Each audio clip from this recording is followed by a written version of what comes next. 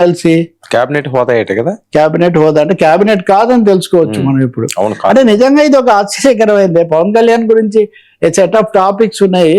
వాస్తవంగా ఆయన రాజ్యసభకు వెళ్తారన్నప్పుడు రాజ్యసభకు వెళ్ళడం లేదు, ఆయన క్యాబినెట్కు తీసుకుంటున్నాము అని చాలా అసాధారణమైన రీతిలో, అసాధారణమని ఎందుకు అనాల్సి వస్తుందంటే పార్టీలు ఏదైనా పొత్తులు కుదుర్చుకున్నప్పుడు అవగాహనకు వస్తే ఆ విషయం బయటకు వస్తుంది తప్ప ముఖ్యమంత్రులు ఎవరు ఇదిగో వర్మకు మేము పదవిస్తున్నాము లేదా ఇంకొక ఆయన రావు గారికి పదవిస్తున్నాం అని ముందుగా ప్రకటించారు. నాకు తెలిసి నేను మొదటిసారి చూసా.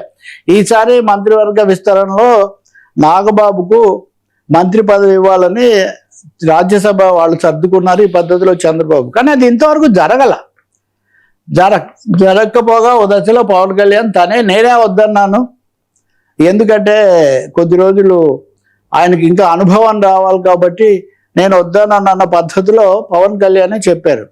కానీ అయినా అది కూడా జరగలేదు. సో ఈ పరిస్థితుల్లో ఇప్పుడు ఈ రోజు ఆయన ఐ థింక్ గ్రీన్ కాప్స్ అట్లాంటి పేరు ఏదో ఉంది, దానికి ఆయన చైర్మన్ గా అపాయింట్ చేశారు. ఈ మధ్యకాలంలో కొంచెం ఆరోగ్య సమస్యలు ఇట్లాంటి వాటిలో ఉన్నటువంటి పవన్ కళ్యాణ్ ఇప్పుడు ఈ విషయంలో ఈ చొరవ తీసుకొని దీన్ని ప్రకటించడం అన్నది రాజకీయ వర్గాలను బాగా ఆకర్షిస్తుంది. రెండవది వీళ్ళ మధ్య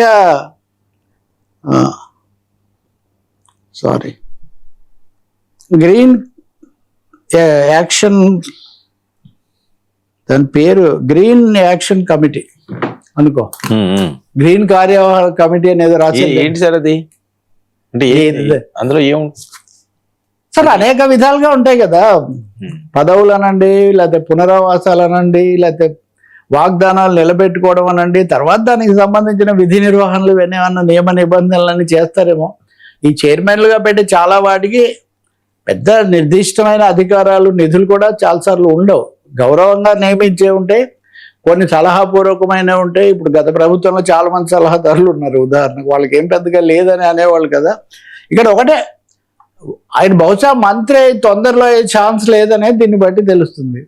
తొందరలో మంత్రి అవుతారన్న అవగాహన పవన్ కళ్యాణ్కు ఉంటే, లేదా పవన్ కళ్యాణ్కు చంద్రబాబు నాయుడు గారికి అలాంటి అవగాహన ఉంటే ఇప్పుడు నాగబాబును ఒక చైర్మన్ గా చేయాల్సిన అవసరం లేదు కదా. దీన్ని బట్టి మనం ఆ నిర్ణయానికి రావచ్చు, ఇంకా జరగదని. ఇంకోటి కూడా బహుశా ఈసారి చంద్రబాబు నాయుడు గారు నారా లోకేష్ దాదాపు సిద్ధంగా ఉన్నారు పదవి చేపట్టడానికి అందరూ అంటున్నప్పుడు చంద్రబాబు ఇంకోసారి మంత్రివర్గ పునర్వ్యవస్థీకరణ చేయొచ్చు, చేయకపోవచ్చు. ఏకంగా లోకేష్ ఏర్పాటు చేసే క్యాబినెట్తోనే తదుపరి రాజకీయం ఉండొచ్చు. ఇవన్నీ ఊహాగానాలే, వీటికి ఏమీ ఆధారం లేదు. కానీ మనం వింటున్న మాటలను బట్టి ఎనివే పవన్ కళ్యాణ్ ఈ సమయంలో వారి అన్నగారికి ఒక ఇది ఇచ్చారు. రెండో వైపును చూస్తే కనుక చాలా రోజులుగా గ్యాప్ పెరుగుతుందని మొన్న కూడా మనం మాట్లాడడం, చాలా మంది అది అనుకున్నారు. ఆయన శాసనసభకు వచ్చినట్టు చెప్తున్నారు, కానీ ఇంకా ఏం మాటలు వేరే విషయాలు అయితే మాట్లాడారు. కానీ పవన్ కళ్యాణ్ చేసిన ఈ నియామకం కానీ కొద్ది రోజుల కింద స్వాతంత్ర దినోత్సవం నాడు ఆయన చేసిన ప్రసంగం కానీ చూస్తే, సరే ఇందాక ఆ చీడ్ యాక్సిస్ రోడ్డు ఉత్సవానికి రాలేదు, ఇంకా ఒక సభకు కూడా రాలేదు కీలకమైన దానికి, కానీ ఆయన స్వాతంత్ర దినోత్సవం నాడు చేసిన ప్రసంగం మనకు చాలా ఆసక్తికరంగా ఉంది. పవన్ కళ్యాణ్ ప్రశ్నిస్తానంటూ వచ్చిన పవన్ కళ్యాణ్ ప్రశ్నించడం లేదనే విమర్శ చాలా ఎక్కువగా ఉండింది. ఆ తర్వాత ప్రశ్న రావన్న చేయటము, లేకపోతే మీడియా మీద వ్యాఖ్యలు, వీటన్నిటితో ప్రశ్నిస్తానని వచ్చిన మీరే ప్రశ్నలకు ఆటంకం కలిగిస్తున్నారని అందరూ వ్యాఖ్యలు చేయడం మొదలుపెట్టారు.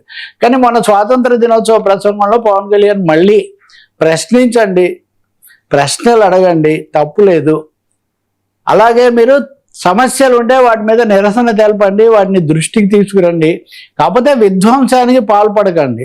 ఇది చాలా ముఖ్యమైనది. అంటే మళ్ళీ ప్రశ్నించడం, ఇప్పుడు ప్రశ్న అనేది దాని చుట్టూ జరిగిన రాజకీయం చూస్తుంటే కనుక పవన్ కళ్యాణ్ మీద కొన్ని విమర్శలు వచ్చాయి. తను చెప్పిన దానికి ప్రశ్నించడం కావచ్చు, జన్ జీ అని యువతతో అటాచ్ కావడంలో కానీ కొంత గ్యాప్ వచ్చింది, దాన్ని కవర్ చేసుకునే ప్రయత్నం కావచ్చు. మొన్న ఆయన చాలా స్పష్టంగా మీరు నిరసన తెలపండి, ఆందోళన కూడా చేయండి, ఏదైనా ప్రశాంతంగా విధ్వంసం లేకుండా చేయండి అనే ఒక మాట. అంటే ఒక చిన్న కొద్దిపాటి దిద్దుబాటు అది నాగబాబు నియామకం కావచ్చు. అలాగే పర్యావరణం మీద కూడా ఆయన 2-3 విషయాలు చెప్పారు. దీంతో పాటు రాజకీయ వైరం విషయానికి వస్తే ఎవరో వైసీపీ వాళ్ళ బెదిరింపుల వల్ల చేసుకున్నారని, ఆత్మహత్యకు పాల్పడాల్సి వచ్చిందని దాని మీద కూడా ఆయన ఒక చేశారంటే అలా బాగా ఊపు లేదా కదలిక పెంచే ఒక గట్టి ప్రయత్నం పవన్ కళ్యాణ్ చేసినట్టు కనిపిస్తుంది. దానికి తగినట్టు ఆయన ప్రాతినిధ్యం వహిస్తున్న పిఠాపురం 2 చోట్ల జెండా ఆయన పతాకావిష్కరణ చేశారు. ఒకటి కాకినాడ, రెండోది వాళ్ళ కార్యాలయం. పిఠాపురం నియోజకవర్గానికి బాగా సమృద్ధిగా నిధులు వచ్చాయి. ఉప్పాడ కోత, సముద్రం కోత అనేది చాలా నష్టంగా ఉందని ఏదైతే ఉన్నామో దానికి కేంద్రం 382 కోట్లు కేటాయించింది. అంటే కేంద్రం నుంచి కూడా నిధులు వచ్చాయి. ఇటు పర్యావరణం, తన పార్టీ వాళ్ళ ప్రాతినిధ్యము, మూడోది మళ్ళీ జంజి ప్రశ్నించడం, అలాంటి వాటితో కనెక్ట్ అవ్వటం, ఈ 3 ప్రయత్నాలు చేయటం కనిపిస్తుంది. వీటితో పాటు మోదీ నాయకత్వం, భారతదేశం విశ్వ నాయకత్వం వహిస్తుందని ఎలాగో ఆ ప్రశంసలు చేస్తారు కదా. ఆ ప్రశంసలు మోదీ చంద్రబాబు నాయకత్వంలో ముందుకు పోతున్నాం అని చెప్పడం తప్ప మరీ ఎక్కువగా ఎప్పుడు చెప్పే కూటమి ఎలాంటి మాటలు మాత్రం లేవు. సో కూటమితో గ్యాప్ కొంత కనిపిస్తుంది. పార్టీని పట్టాలెక్కించడం మీద ఎక్కువ ఫోకస్ పెడుతున్నారు. మూడోది ఆయన ఆరోగ్యము, ఈ పని ఒత్తిడి, వీటి నుంచి కొంత ఇటువైపు మారుతున్నారు అనేది కనిపిస్తుంది. బట్ ప్రశ్నించమంటే చెప్పినట్టేం ప్రశ్నించరు కదా. ఇప్పుడు మిమ్మల్ని నేను ప్రశ్నలు ఏమంటే మీరు అన్ని ప్రశ్నలు రకరకాల ప్రశ్నలు వేస్తారు కదా, అంతే కదా. అంటే కూటమితో గ్యాప్ షూర్. అది ఇప్పుడు కూటమితో ఏ గ్యాప్ లేకపోతే నాగబాబు నియామకం చంద్రబాబు ప్రకటించుంటే ఎంత బాగుండేది. ఉదాహరణకు ముఖ్యమంత్రి కదా సాధారణంగా, లేదా అధికారులు జీవోలు అవి ఇస్తారు. పవన్ కళ్యాణ్ ఇస్తున్నారంటే తన చొరవ ఆయన చాలా ప్రదర్శన, ఆయన శాఖకి సంబంధించి కదా. అందువల్లే ఆయన శాఖ అయినా సరే పోనీ అదైనా చంద్రబాబు ముఖ్యమంత్రి ఏదైనా చేయొచ్చండి. ముఖ్యమంత్రి, ప్రధాన కార్యదర్శి లేకపోతే ఏదైనా చేయొచ్చు. ఇక్కడ మీరు చూడండి, ఏనుగుల గురించి కానీ, అడవుల గురించి కానీ, గిరిజనుల గురించి కానీ, పంచాయతీల గురించి కానీ, ఇప్పుడు నాగబాబు కానీ, ఇవన్నీ ఎక్కువగా పవన్ కళ్యాణ్ శిబిరము లేదా పవన్ కళ్యాణ్ పేషి అంటారు. మామూలు మన మీడియా భాషలో మాట్లాడితే ఉప ముఖ్యమంత్రి పేషి బేస్గా కార్యక్రమాలు ఎక్కువగా జరుగుతున్నాయి. ఉమ్మడి కార్యక్రమాలు అలాంటివి జరగట్లేదు. అలాంటి వాళ్ళలో విడిపోయారని నేనే చెప్పట్లేదు, విడిపోతారని కూడా నేను చెప్పాను. పవన్ కళ్యాణ్ గారికి ప్రయారిటీ ఎక్కువ ఇస్తున్నారని అనుకోవచ్చు కదా. ఏది సీఎం శాఖకి సంబంధించి ఆయన ఎలాంటి నిర్ణయాలన్నా తీసుకోవచ్చు అన్నట్లుగా. ఆ మాటలు వాళ్ళ నోట్లో నుంచి వస్తే చాలా బాగుంటుంది. మీరు అన్నది నిజమే. మీరు అన్నది అది వర్మ గారు చెప్పడం కాకుండా చంద్రబాబు గారు, నారా లోకేష్ చెప్తే బాగుంటుంది. పవన్ కళ్యాణ్ కలిసి వచ్చారు, మాతో ఉన్నారని ఒక్క మాట తప్ప ప్రాక్టికల్ గా ఇంకేమీ ముందు ఈ మధ్య బహిరంగంగా చెప్పాల్సిన అవసరం ఉన్నా సార్. ఆయన ప్రయారిటీ ఇస్తున్నామని చెప్పాల్సిన అవసరం ఉన్నది. ఆయన చేసే పనులకి గ్రీన్ సిగ్నల్. అయితే చాలా విషయాలు చెప్పడం ఎందుకండి. ఇప్పుడు చాలా విషయాలు చంద్రబాబు గారు రోజు అవే చెప్పడం ఎందుకు? బట్ కంఠపాఠం వచ్చు కదా తెలుగు ప్రజలకు, ఎందుకు చెప్తారు? చెప్పాల్సి న్యాయం జరగడమే కాదు, జరిగినట్టు కనబడాలన్నది ఒక ముఖ్యమైన విషయం. అలాగే ప్రత్యర్థులు లేకపోతే కొంతమంది మాలాంటి విమర్శకులు ఇది అంటున్నప్పుడు కాదు, అదేం లేదని చెప్పడం అవసరం లేదా? అందుకని ఎందుకు చెప్పాలి అంటే మీ మాట మీరే చెప్పుకుంటే ఏం లాభం? వర్మ గారు చాలా తెలివైన వాడు, గొప్పవాడు, లేదా నేను ఎప్పుడోసారి చెప్పాలి కదా. అందుకని మీరు ఆ ప్రశ్న అంతే కదా. అంటే పవన్ కళ్యాణ్ కోసం ప్రత్యేకంగా ఆయనకి మేము ప్రయారిటీ ఇస్తున్నామని ఎందుకు చెప్తారు? ఆ సందర్భం ఎందుకంటే మీరు దూరంగా ఉన్నారు, మీరు రాలేదు, లేదా ఇలా రకరకాల సందేహాలు పెరుగుతున్నాయి. ఇంకోటి మీరు కూడా మీ తరఫున ఇప్పుడు ఉదాహరణ కందుల దుర్గేష్ గారు ఏం మాట్లాడలేదు ఇన్ని రోజుల్లో. ఇప్పుడు దూరం పెరిగిందని ఇంతమంది చెప్తుంటే నాదెండ్ల మనోహర్ గారు ఏం చెప్పలేదు. నాదెండ్ల మనోహర్ గారు కూడా ప్రభుత్వం తరఫున జరిగే కార్యక్రమాలు వాటిలో మాట్లాడుతున్నారు, కానీ పార్టీ తరఫున ఈ దూరం తగ్గించేవి ఏం అంటే దూరమే లేనప్పుడు ఇంక లేదని సార్. అంత ముందు 15 ఏళ్ళ ఐక్యత ఎందుకు చెప్పారు సార్? మీరు అడిగిన నేను మిమ్మల్ని ప్రశ్న అడుగుతున్నాను, ఒక మాట అడుగుతున్నా. 15 ఏళ్ళు కలిసి ఉంటామని అసలు ఎవరైనా మీరు విన్నారా? మీరు చాలా సీనియర్ జర్నలిస్ట్ కదా. 15 ఏళ్ల గురించి 2 రాజకీయ పార్టీలు చెప్పుకోవడం ఎప్పుడైనా జరిగిందా? చెప్పండి, జరిగిందా? అంటే అలాగా చెప్పడం తప్ప నేను అంటలేదే, తప్పు కాదు. మరి ఇది మటుకు తప్ప అయితే ఆయనకు ప్రాధాన్యత వీళ్ళు చెప్తే తప్ప? మరి తప్ప అంటే చెప్పాలి సార్. ఇచ్చిన ప్రాధాన్యత చెప్పడం ఏంటి? మీకు నేను ప్రాధాన్యత ఇస్తాను సార్. మీరు 15 ఏళ్ళు ఉంటాం అన్నారు, కాదు ఏదో గ్యాప్ వచ్చినట్టుగా కనిపిస్తుంది. దానికి తగ్గట్టు మనుషులు కనిపించట్లేదు. ఈ సమస్య వచ్చినప్పుడు దాన్ని చక్కదిద్దాల్సిన బాధ్యత లేదా? రెండవది కొంతమంది మంత్రులు కనిపించట్లేదు. సమస్య రాలేదనుకోండి, అభిప్రాయం వచ్చింది అనుకోండి, చాలాసార్లు చెప్పారు కదా అభిప్రాయాలు తేడాలు పెట్టడానికి ప్రయత్నిస్తున్నారు చాలా మంది అని. ఎవ్వరు మాట్లాడలేదు కదా 10 రోజుల నుంచి. మీరు 3 సార్లు మంత్రివర్గాలకు రాలేదు కదా. చాలా కీలకమైన అమరావతిలో మరో పెద్ద అడుగు అని చెప్తున్న దానికి మీరు పాల్గొనలేదు కదా. ఖచ్చితంగా అడుగుతారు కదా. ఏ గొడవ లేకపోయినా ఒకటే బీజేపీ ప్రభుత్వం అయినా అమిత్ షా గారు ఎందుకో కనిపించలేదు, వర్మ గారు ఎందుకో రాలేదని అనుకోరా జనము. సరే మరి అయితే ఎందుకు పంపించారండి నారాయణ గారిని ప్రత్యేకించి? ఉప ముఖ్యమంత్రి గారే కదా, ఎట్లాగో ప్రభుత్వంలో భాగమే కదా. ముఖ్యమంత్రి గారి కార్యక్రమం నిర్ణయం అయింది అన్నప్పుడు ప్రత్యేకించి ఇంకో మంత్రులుగా ఇద్దరు సమానమే. మీరు అంటే మీరు లాజిక్ తెచ్చారు కాబట్టి నేను అడుగుతా. మీరు లాజిక్ తెచ్చారు కాబట్టి నేను అడుగుతున్నా. అందుకనే సీఎం అన్న ఒక హోదా ఉన్నది కదా. కరెక్టే, మరి అందుకని చెప్పాలి కదా ఇప్పుడు. అందుకని పైగా ఇక్కడ మీరు ఒక నేపథ్యం ఉంది, ప్రతిదీ ఒక కాంటెక్స్ట్. మీరు ఆయనకు రాజ్యసభ కాదన్నారు, మంత్రి పదవి ఇస్తామన్నారు. మంత్రి పదవి ఇస్తామన్న తర్వాత ఇప్పుడు చైర్మన్ గా నియమిస్తున్నారు. చైర్మన్ గా నియమించబడ్డానికి మంత్రికి చాలా తేడా ఉంది. అంటే మంత్రి పదవి నేనే వద్దాను నేను పవన్ కళ్యాణ్ చెప్పే అంటే దాని ఎవరు ఆయన చెప్పారు అంటే పోయింది. అయితే అది నిజమేనా? అయితే చంద్రబాబు గారు దాన్ని ధృవీకరించారా?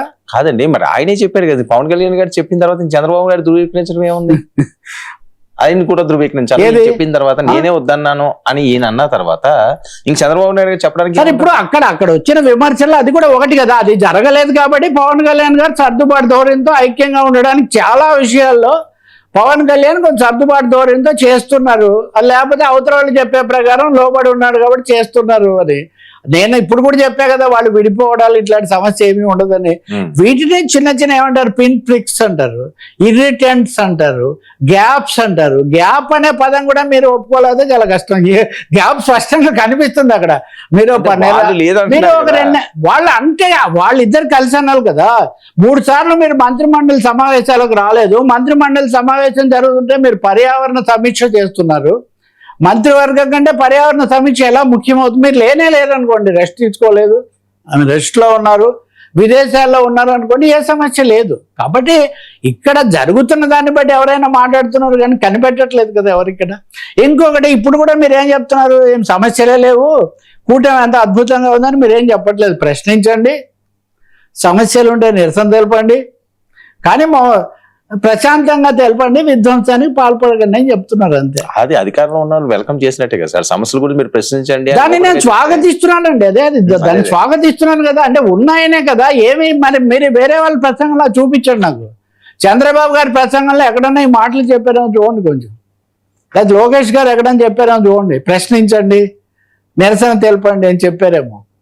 రైట్, చూపించారు మీరు చూసారా ఈ మధ్య ఎప్పుడన్నా? అలా కదా, ఒక్కొక్కరు ధోరణి ఒక్క రకంగా ఉంటది కదా సార్. ఈయన మాట్లాడినట్టుగా సార్ రాజకీయ నాయకులైనా మీడియా వాళ్ళైనా ఒక నేపథ్యంలో మాట్లాడతారు. నేపథ్యాన్ని పక్కన పెట్టి జనరల్ సూత్రాలు మాట్లాడడంలో ఉపయోగం. నేను ఒక నేపథ్యంలో 3 సార్లు హాజరు కాని నేపథ్యం, అలాగే గతంలో ఉన్న ఫార్ములా 80, 15, 5 ఫార్ములా చాలదు, 50, 35, 20 ఏదో కావాలని అడుగుతున్నారు అంటున్న నేపథ్యం, కావాలని కొన్ని గ్యాప్ వచ్చిందనే కథనాల నేపథ్యంలో నేను మాట్లాడాను. జనరల్ అంటారా, జనరల్గా ఏమీ మాట్లాడకపోయినా పర్లేదు, ఎందుకంటే ఒకసారి పదవి తీసుకున్నాక మళ్ళీ ఆ పదవిలో ఉన్నంతవరకు అదేంటి. కాబట్టి ఖచ్చితంగా సందేహాలు సృష్టించబడుతున్నాయి, కొన్ని వేరే వాళ్ళే సృష్టిస్తున్నారు అనుకున్నాం.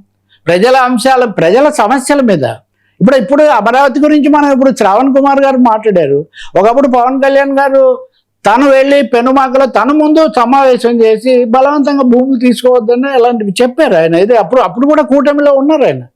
కాబట్టి విమర్శలు, సమస్యలు మాట్లాడకపోవడం అర్థమే ఉంది సార్. టార్గెట్ అనసూయ, రామరాజుకి రహస్యం. ఈ మధ్య అనసూయ మీద నడుస్తుంది కదా, నేను కేసు పెట్టారట బోరబండాలో. ఆమె హిందువుల మనోభావాలు గాయపరిచారు అని. ఆమె అంతకుముందు ఏదో చేశారు అంటే ఆమె ఒక వీడియో చేశారు, ఉందో అదేమన్నా